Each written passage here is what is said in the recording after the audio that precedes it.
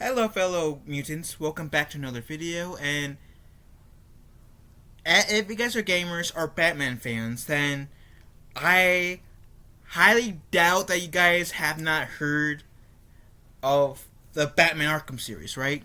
Batman Arkham City, Batman Arkham Asylum, Batman Arkham Knight, even Batman Arkham Origins.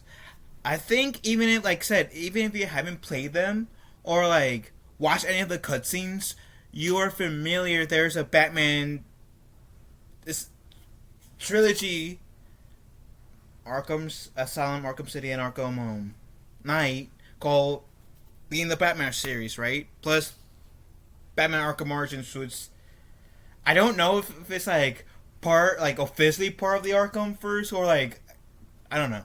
You guys can let me know in the comment section down below. But apparently, one, like at least the true strength of the Batman Arkham series has been overlooked, and I have to say, what is this strength that's been overlooked? Because the Arkham series, I'm going, for argument's sake, I'm going to count Arkham Origins as part of this as well. Pretty decent story arcs, pretty good story arcs, pretty decent stories in all four games. The gameplay is pretty fun, um, and great voice acting too, and the combat system's great. Um, Arkham Asylum might be the weakest out of like the four games that we have out, because it being the first game, so it was like at the beginning stages, but it progressed with each game. Arkham City, Arkham Origins, Arkham Knight. Um, the graphics is good. I don't think anyone can really complain about the graphics pretty much, because the graphics are on point. And I think the Arkham series started what in 2008, between 2008 and 2013. Correct me if I'm wrong in the chat. Anyways, let's see what this article is saying, shall we? The Arkham series of the Arkham series of games are still held up in the industry as some of the best superhero titles excuse me, titles that have ever been produced. They are definitive interpretations of Batman himself, and is often celebrated for its narrative depth and its unique gameplay mechanics. So many aspects of the title can be attributed to the success of critics and audience alike, but one key element of Rocksteady's masterpiece is often overlooked. So many games have been inspired by the Arkham series, and thus it's important to analyze what lessons competitor studios took from the franchise. On Warner Bros. And DC Comics look to the future, it's vital that the quality, charm, and long-term potential of the Arkhamverse isn't dropped by a poor reflection. Ultimately, the feature that ties everything together and ensures that players actually connect with the game's gaming experience is road building. The Arkham series took its fictional landscape to the next level. And that's what I also like about the Arkham games too. Like, we got to experience Arkham Asylum, right? What Arkham Asylum's like, and be able to control Batman, right? And then we got Arkham City, which is like, we got to see what Arkham City was pretty much old Gotham. We got to see what old Gotham was, right? And then we got to see we jump back to Arkham Origins, which we got to see again Arkham Gotham. We got to see how Gotham was like prior to Arkham Asylum, right? And then Arkham City came out, right? And we got to see present day Gotham, and we got to ride the Batmobile, which I think the Batmobile in terms of the story was a bit overused. But man, being able to drive the Batmobile, being able to like run over like the bad guys was fun. As a whole, I think the Arkham series is amongst the best. I think it gives even like Kingdom Hearts a run for its money. And you guys know how much I love the Kingdom Hearts series. Otherwise, I wouldn't have a Kingdom Hearts channel called Phil the Keyblade Master. Which there also will be a link to that channel in the description below. Self-plugging, I know, not gonna lie. Hashtag no regrets. Anyways, the Arkham series left their mark on the industry. That's an understatement, I feel like. Whenever anyone mentions the Arkham series, the discussion immediately turns to the impact it left on the video game industry.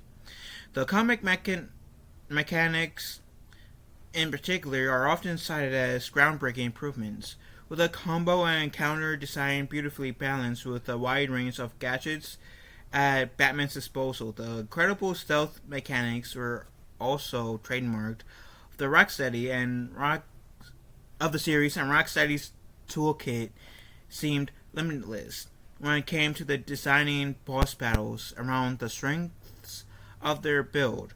The voice acting was immense, and the storylines were both compelling and emotionally intriguing. There are thousands of articles out there singing the praise of the intellectual property and mentioning all of these factors as ways Batman left its mark. And I would have to say, I do like how they brought in, like, at least some, and not, like, all their respective characters, voice actors, that was, might have been, like, in the anime series to be in the Arkham series, because, oh my god, like, hearing Kevin Conroy's voice as Batman was like, oh yeah, God rest his soul, but it was like, I had a nerdgasm when I heard his voice a few times. And then Mark Hamill's voice as the Joker, oh, that was great. And like, I don't know the actress who played Catwoman, but Catwoman's voice from the I think it was the same Catwoman who was Catwoman in the animated cartoon to be Catwoman in Arkham City and Arkham Knight. There's like very little, if any, complaints that can be said for the Arkham series. The Arkham series is just that beautiful, man. And if you guys have not watched, like, the gameplay of Arkham City, or haven't played, the Arkham series, not only Arkham City, but haven't seen gameplay on the Arkham series, watched the cutscenes of the Arkham series, actually played the Arkham series, whether you guys are like a Batman fan or a video game fan, you guys are doing yourselves a disservice for not playing it. I highly recommend you guys grabbing yourselves a copy, because the Arkham series is great. It's a love letter not only to video game fans, but also to Batman fans, and it also inspired like some, like, you can tell, like, with the Marvel Spider-Man games, the Marvel Spider-Man and the Miles Morales game, their combat was, they took inspiration of their combat from the Arkham games, and it's so beautiful, Anyways, all of these years later, and everyone is talking about the phenomenal run, arguing over which Batman Arkham is actually the best. Arkham City is my favorite in terms of story, but in terms of gameplay, Arkham Knight is my favorite. Anyways, other video games have certainly drawn inspiration from Arkham's combat and stealth mechanics. Superhero titles in particular have attempted to emulate and surpass like Cape Crusaders games did, with the Spider-Man series acting as a wonderful successor. But the world building rarely comes up in the debates, nor is the key feature that those copycat titles bring into focus. However, those environmental details set the Arkham games apart from the competition. So the world building isn't discussed enough. I have to say personally, and I can't say for like anyone, I don't think this person gets much world building talk either, but like, whenever I get into like the Arkham games, right, like, talk about like, well, it's people I've talked to on my college, or like people I talked to on the internet, or like in general, world building does get brought up more than I feel like this person gives it credit for. Like, maybe not in this person's experience, but my experience, world building is like one of the most talked about. Now the graphics might be a different story, because I don't hear most of the graphics side in terms of discussion. Like, it's brought up, but not as much as like world building, combat, voice acting, story, in my opinion. Anyways, at least in my experience, the same ways. Anyways, there are so many original titles out there that are completely immersive in the world building. Red Dead Redemption 2 is a classic example, with titles like God of War bake their mythos in every single scene. But it's rare to see a game that is based on a pre-existing series go to the same lengths. The Arkham series had such a rich tapestry of comics to draw from, with the whole DC universe at Rocksteady's fingertips. In the past, other DC games failed to capitalize on the extensive history, but Arkham dared to go where no one had. The games didn't act as if Batman was cut off from the rest of the DC brand, nor did they pretend that the only event that mattered were those happening directly in front of the player. Instead, the titles added genuine depth through background interactions, characters interview logs, and location setups. Like, I can't admit to that because they're in Arkham Knight. I believe it was like about the second encounter with Batman. I want to say,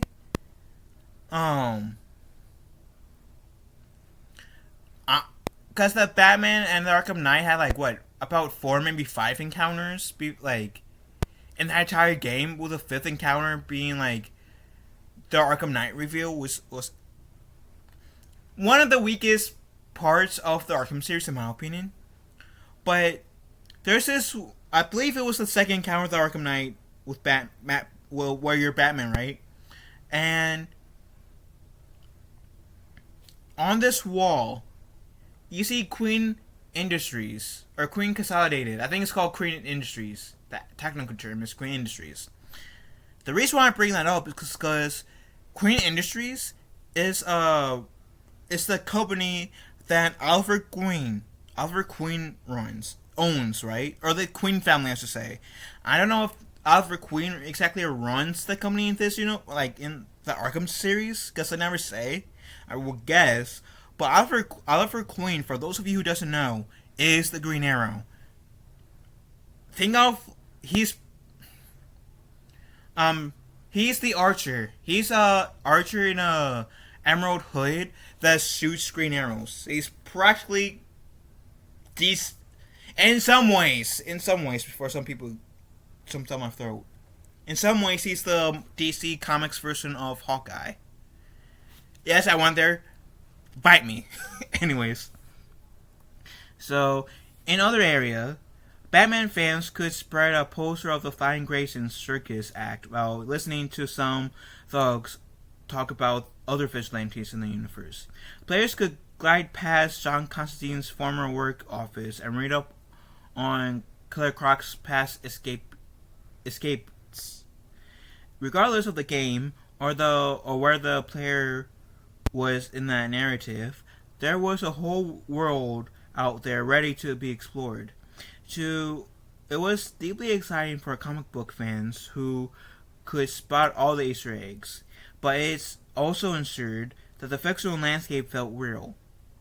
It was living and breathing, changing between games. Each time Rocksteady promised a larger backdrop, they delivered. Just because the asylum turned into a city and then the city got bigger, that doesn't mean the level of detail ever diminished. Fans could spend hours simply walking the street of Gotham, taking in every minuscule inclusion that the developers painstakingly dropped in. The genuine passion and heart for the character and brand can be seen in those details. And it's why Rocksteady is so trusted with a DC franchise, and with fans hoping for a Superman game or some other grand title from the developer in the future.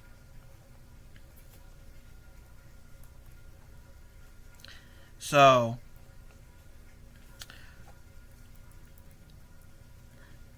essentially, long story short, the Arkham series, like, it's not only a love letter to Batman fans, but it's a love letter to DC Comics fans, in my opinion. I've been playing the Arkham series ever since Batman Arkham Asylum came out on PlayStation 3.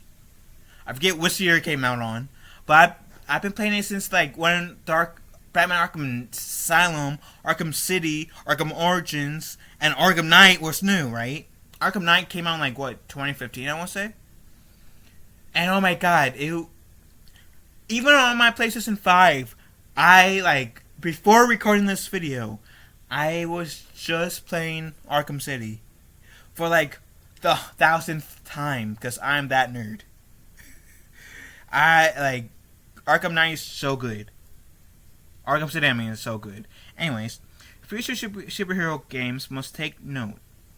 The reason why Rocksteady world building was so important to the Arkham series is because it serves the narrative. These are tiny stories being told within one of these details. While they might not be nods to the future, any one of them could be brought back into play. If further characters are introduced or sequels require so much needed groundwork to be built, there are sure to be nods to the villains appearing in the Suicide Squad, Kill the Justice League, hidden around the Arkham series, adding just a touch of cohesion to this shared universe.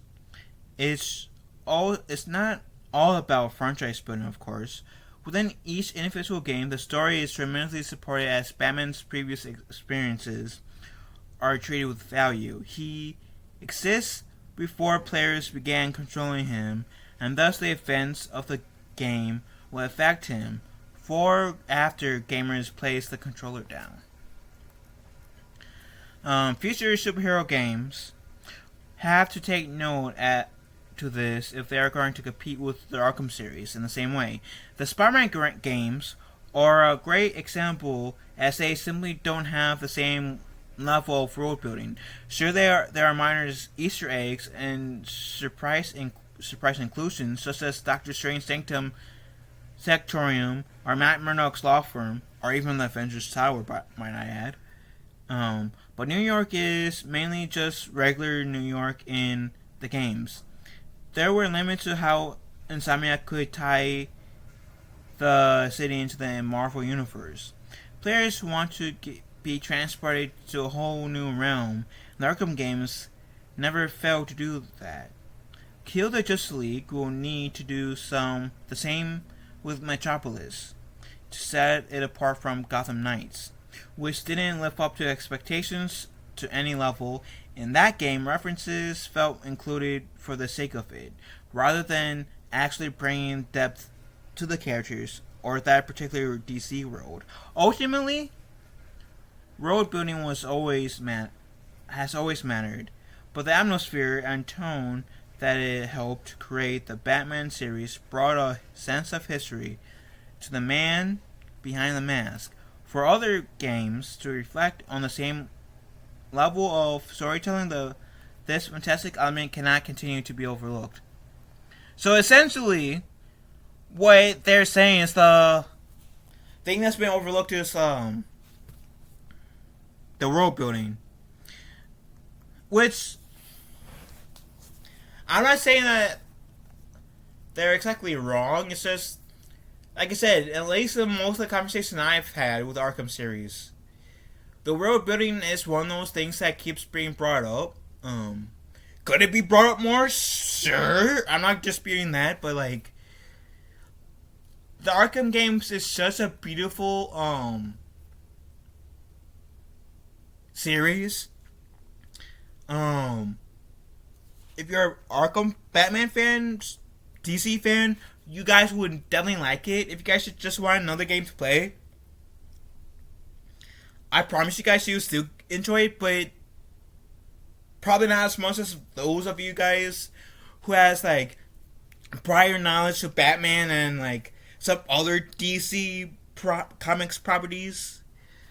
So like, the Arkham series is definitely a game worth watching, like gameplay from other people, or playing yourself. Especially playing yourself, because it's one thing just to look at other people playing, right?